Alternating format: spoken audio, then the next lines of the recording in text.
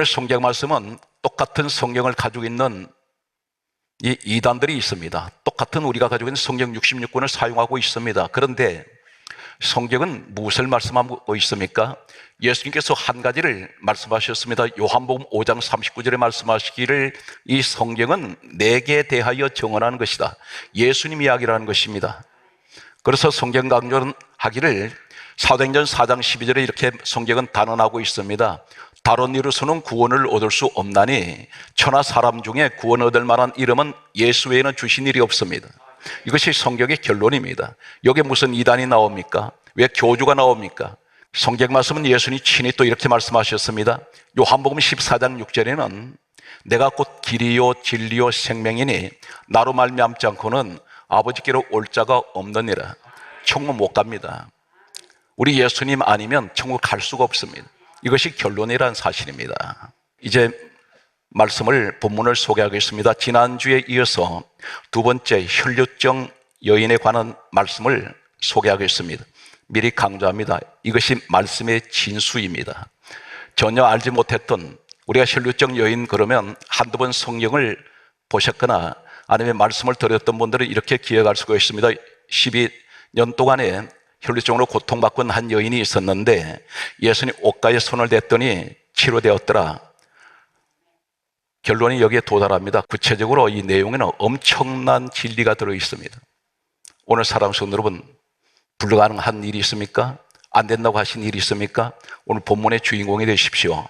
그래서 오늘 이 말씀을 들으시고 내가 할 수 없는 불가능한 일, 저 천국까지 가는, 그리고 이 땅에서 육신의 질병에 고통받는, 오랫동안에 투병 생활하던 모든 몸이 치료받는, 그리고 가정 환경에서 묶여버렸던, 오랫동안 해결되지 않는, 마치 오늘 12해 혈류증을 앓는 여인처럼 12년이 지나도 해결되지 않는 이 문제가 오늘 해결되는 이 시간 되시길 바랍니다. 마태복음 9장 20절은 이렇게 말씀하고 있습니다. 12해를 혈류증으로 앓고 있는 한 여인이 예수님 뒤로 와서 성경 대단히 중요한 말씀을 강조합니다. 예수님 겉옷가를 만지니, 만졌다는 것, 붙들었다는 것입니다. 겉옷가, 이 겉옷가가 무엇일까요? 예수님이 입고 계시는 겉옷이 있습니다. 참고로 말씀드리겠습니다. 구약 성경은 원문이 히브리어로 되어 있습니다. 신약은 헬라어로 되어 있습니다.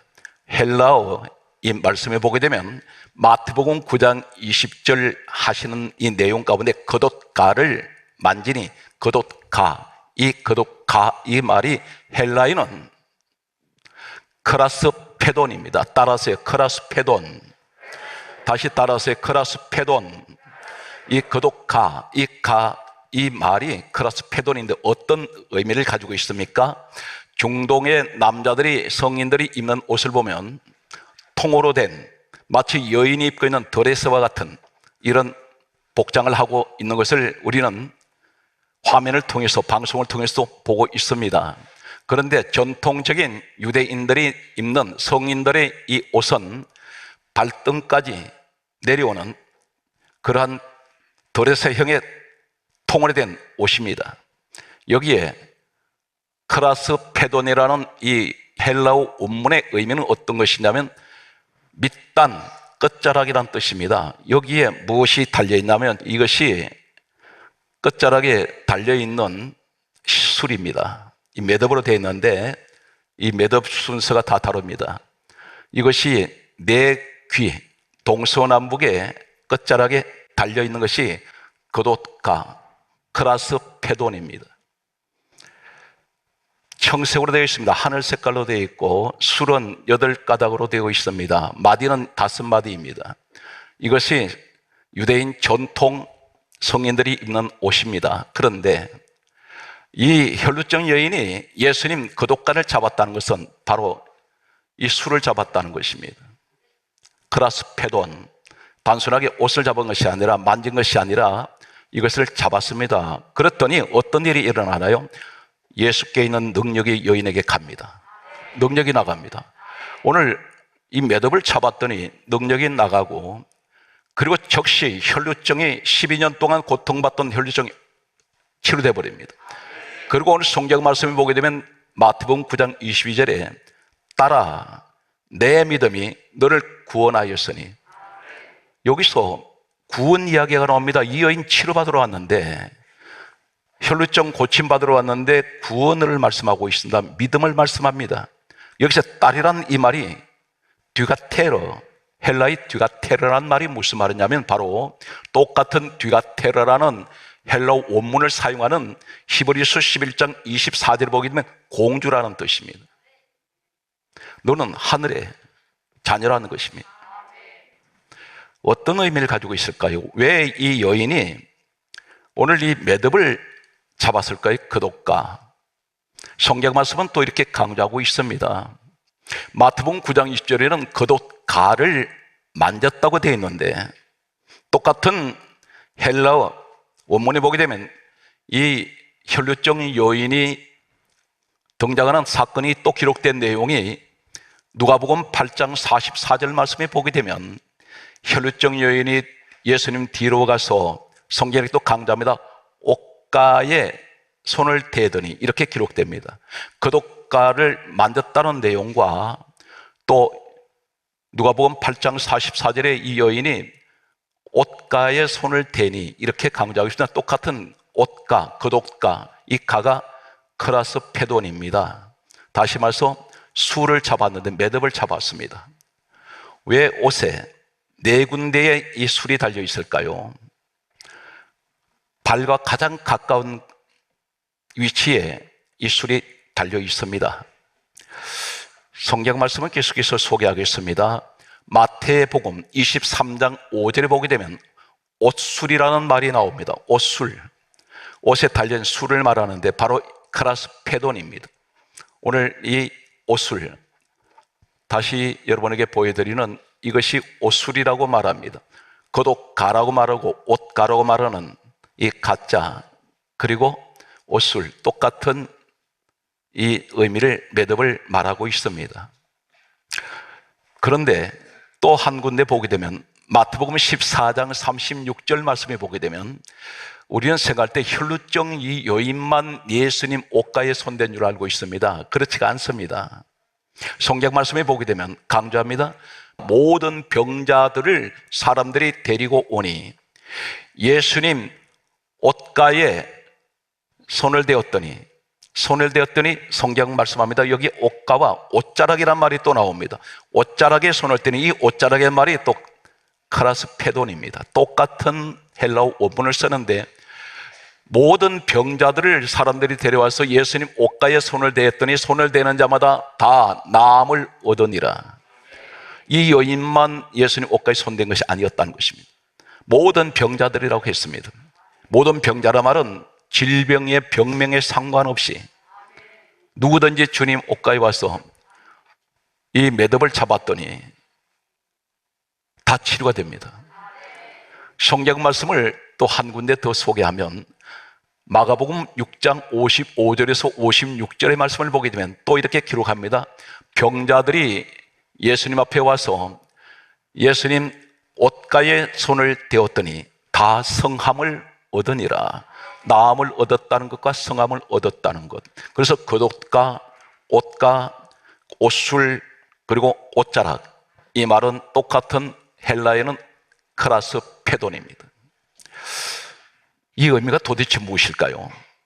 왜 매듭을 잡았더니 밑단에 있는 옷 끝자락에 있는 이 매듭을 잡았더니 예수님 능력이 나가고, 그리고 이 여인이 혈루증이 즉시 치료되고, 그리고 예수님 말씀하시기를 바로 하시는 말씀이 딸아 너 믿음이 너를 구원하였느니라. 그러면서 너는 병에서 놓여 건강할지어다. 오늘 이 의미가 어떤 것이냐면 모세 시대를 거슬러 올라갑니다. 예수님 이 땅에 오시기 전 약 1500년 전에 모세라는 사람이 살았습니다. 하나님께 사명을 받고 이스라엘 백성들을 40년 동안 광야길로 인도해서 가나안 땅으로 갈 때에 이 모세를 하나님의 시내산에 불러 올리셨습니다. 여기서 창세기, 출애굽기, 레위기, 민수기, 신명기 5권의 책을 기록하도록 하셨는데 이 가운데 모세가 기록한 말씀이 있습니다. 민수기 15장 37절에 성경은 이렇게 말씀합니다. 여호와께서 하나님께서 모세에게 말씀하십니다. 대단히 중요한 말씀입니다. 하나님께서 모세에게 말씀을 하시는데 민수기 15장 38절에 뭐라고 말씀하시냐면 이스라엘 자손에게 명령하라 그렇게 말씀합니다. 그러면서 대대로, 이 말은 너는 자손의 대를 이어서 계속해서 이것은 반드시 지키라는 것입니다. 지금 이 시간에도 진행형입니다.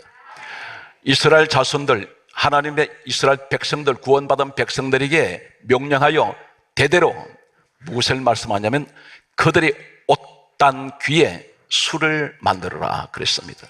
옷단 귀, 이 말이 무슨 말이냐면 이제는 히브리어 원문을 소개하겠습니다. 히브리어 원문은 카나프, 따르시겠습니다. 카나프란 말과 크라스페돈이란 말이 히브리어와 헬라어는 같은 의미입니다. 이 말이 무슨 말이냐면 바로 옷단 귀란 말은 밑단, 옷 끝자락입니다. 여기에 이 술을 말씀합니다. 하나님이 이걸 만들어라는 것입니다. 만들어서 옷단 귀 끝자락에다가 이것을 달으라는 것입니다. 그런데 왜 이렇게 하실까요? 성경 말씀은 이렇게 강조하고 있습니다. 그러면서 민수기 15장 38절에 하시는 말씀이 이스라엘 자손에게 명령하여 대대로 옷단 귀에 술을 만들라 그러면서 하시는 말씀이 청색끈에 귀에 술을 더하라 이렇게 말씀하셨습니다. 바로 청색끈입니다. 이 청색으로 된 이 마디마다 5마디 가운데 전부 다 청색으로 이것을 끈을 만들어 거기에 그 귀에다가 술을 더하라 그렇게 말씀하시는데 이유가 무엇이냐? 대단히 오늘 말씀은 전체적인 결론이 될 수 있는 요약을 하는 말씀이 있습니다. 그 내용이 민수기 15장 39절에 이렇게 말씀합니다. 너희가 이 술을 너희가 보고, 이것을 보라는 것입니다. 보고 무엇을 말씀하냐면 너희가 이 술을 보고 항상 무엇을 생각했냐면 여호와의 모든 계명을 기억해라. 여호와의 모든 계명은 말씀입니다. 여호와의 모든 계명을 기억할 뿐 아니라 준행하라, 실천하라는 것입니다. 이것을 내가 만들어라는 이유가 바로 그것이라는 것입니다. 너가 이 술을 너희가 보거든 항상 볼 때마다 몸에 이것을 달고 다니는 이유는 무엇이냐면 너는 나의 여호와의 모든 계명을 기억하고 준행하여, 여기서 대단히 중요한 말씀은 너희가 방종하게 하는 자신의 마음과 눈의 욕심을 따라 엄행하는 것을 하지 않게 하기 위하여 이것을 바라라는 것입니다.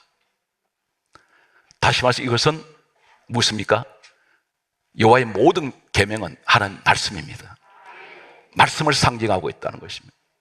너 이거 볼 때마다 너는 여호와의 모든 계명을 너는 기억해. 그리고 너는 그 말씀대로 너는 살아야 된다. 그런데 여기서 하실 말씀이에요.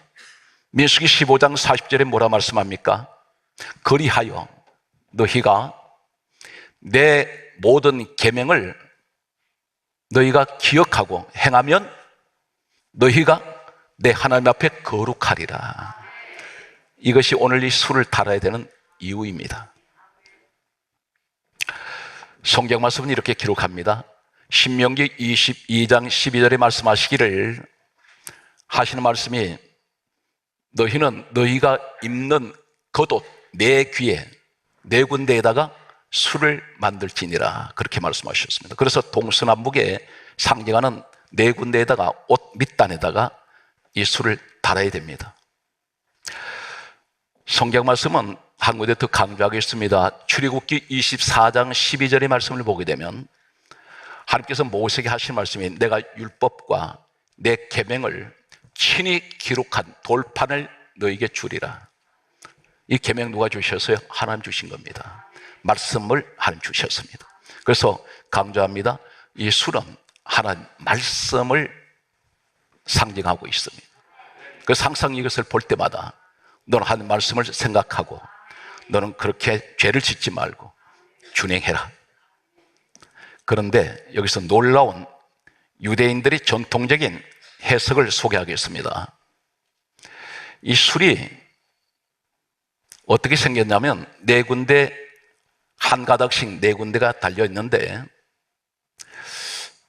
술이라는 민수기 15장 38절에 이 술을 만들라, 이 술이란 말이 히브리어 구약성경 원문에 보게 되면 이 히브리어는 전부 다 숫자로 되어 있습니다. 숫자로 되어 있는데 술이란 이 숫자가 히브리어가 600입니다. 600이라는 숫자를 가지고 있습니다. 그런데 여기에 매듭이 5개예요. 매듭이 5개에다가 이 술이 시로라기가 몇 개냐면 8가닥입니다. 그러면 히브리어의 술이라는 민수기 15장 38절에 너는 술을 만들어라. 이 술이 히브리어 원문에는 숫자로 보게 되면 600이라는 숫자에다가 매듭이 5개니까 5개를 더하고 시로라기 이것이 8개니까 8개를 더하면 613이 됩니다. 613이 바로 뭐냐면 하나님 주신 율법이 613 완전한 말씀을 의미하고 있습니다. 그것을 상징하는 것입니다. 이것을 달아서 동서남북의 4군데 이것을 네가 발등까지 내려오는 여기다가 달고 너는 살아야 될 이유가 뭡니까? 너는 언제든지 길을 갈 때, 너 걸음을 걸을 때 하나님, 나는 하나님 말씀을 지킵니다. 말씀대로 이 길을 갑니다. 항상 하나님의 말씀을 저는 순종합니다. 이 의미를 가지고 있습니다. 오늘 여기에서 청색은 무엇을 의미하냐면 하늘색입니다. 하늘을 소망하는 사람들은 말씀대로 살아갑니다. 이런 의미가 오늘 이 술에 있습니다. 그런데 혈루증 여인이 이 매듭을 잡았습니다. 이 여인이 이 매듭을 잡았는데 어떻게 끈을 잡았냐면 청색끈 잡았습니다. 잡았는데 바로 무엇을 말합니까? 나는 하늘 소망을 가지고 있습니다. 나는 하나님 말씀을 믿습니다. 이 여인이 주님이 입고 계시는 그 거독과 크라스페돈, 카나프, 오늘 이 말씀하는 히브리어와 헬라어 원문 속의 이 내용은 이 여인이 주님 앞에 나가서 주님 앞에 이 겉옷 자락을 잡은 것은 바로 하나님 말씀을 상징하는 613가지 율법을 상징하는 이 말씀을 붙들고 나는 믿습니다. 예수님이 누구세요? 빌립보서 2장 6절에 근본 하나님 본체가 되십니다. 그분이 누구십니까? 요한복음 1장 1절에 말씀이 하나님입니다. 하나님 본체 되시는 주님을 붙잡습니다. 그리고 이 땅에 오신 예수님이 바로 요한복음 1장 14절에 말씀이 육신이 되어 우리 가운데 오신 분이 예수님이세요. 그분이 말씀 자체입니다. 오늘 성경 말씀을 보게 되면 시편 119편 105절에 이렇게 말씀합니다. 주의 말씀은 내 발의 등이요 내 길의 빛이니이다. 이 말씀이 바로 오늘 이 매듭이 달린 이 말씀을 상징적으로 보여주는 이것을 가리켜 발등에 있습니다. 이것이 발등에 가까이 내려와 있는 것은 바로 말씀을 상징하는 주의 말씀은 내 발의 등이요 내 길의 빛이니이다. 사랑하는 성도 여러분 길을 가실 때 항상 그런 생각을 하십시오. 하나님, 나는 오늘 또 주의 말씀대로 살아갑니다. 주님 말씀대로 순종하는 이 길이 되게 하여 주옵소서. 이 길은 말씀을 믿고 가는 믿음의 길이 되게 하여 주옵소서. 그런 고백이 있으시기 바랍니다. 오늘 성경 말씀의 대단히 중요한 내용은 이 여인이 예수님 앞에 나올 때 어떤 심정일까요? 이 여인 지금 주님 앞에 나오면 죽습니다. 레위기 15장 2절에 보면 신약에는 혈루증, 구약에는 유출병이라고 말합니다. 그런데 특별히 레위기 15장 2절에는 유출병은 부정한 자라 했습니다. 이 부정한 자는 격리가 됩니다. 불치병입니다. 12년 동안 이 여인은 하혈을 하는 여자입니다. 이 사막지대는 물이 귀합니다. 몸을 씻지도 못합니다.